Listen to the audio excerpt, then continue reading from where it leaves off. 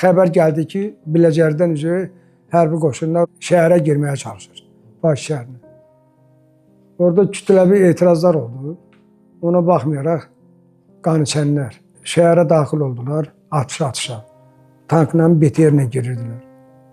Tankla mənim aramda hardasa 10 metr qalmışdı. 10 metr eləkdə məni vurdular. Tankın içindən atdılar, vurdular. Güllə ilə vurdular. Bu ayağımda bir istilik hiss elədim, sol ayağımda. Dedim, yəqin kimisə ayağı dəyib.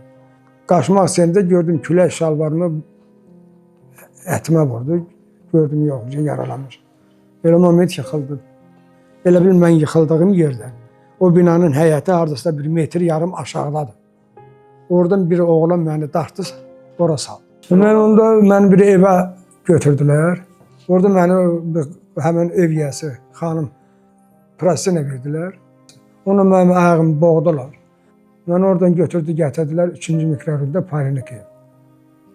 Orada da yenə yüngül sardılar, götürdülər, gətirdilər travmatologiya üniversitetinə. Travmatologiya üniversitetinə gələn kimi məni əməliyyata qaldırdılar. Bir gün yarımdan sonra ayılmışım. 2 gün mənim böyük qardaşım məni gəzir. Meyitlərin içində. 2 gün. Semeşkada mənim geyimimdə oxşar bir dənə meyit çıxardıblar patvoldan. Sonra şey eliblər ki, bunun üzünü çöründə. Bəlkə ki, bunun ölüsü diyor, yazıq, niyə ölür ayaqsa? Təzənin üzünün çöründə baxıb ki, mən də ölür. Yəni, mənim qardaşım 2 gün hansı əziyyət çəkib onunla böyür. Orada qızlara xahiş eləmişəm, medsestralara ki, evimizdə onda ev telefonları idi. Onda rəhmətiyyatım gəlib, məni orada tapmışdı. Şamaxın qada orada şey düzəltmişlər, yüngül bir dənə kompleks. Mənim ayaqqabımın bir il orada düşüb qalmışdı.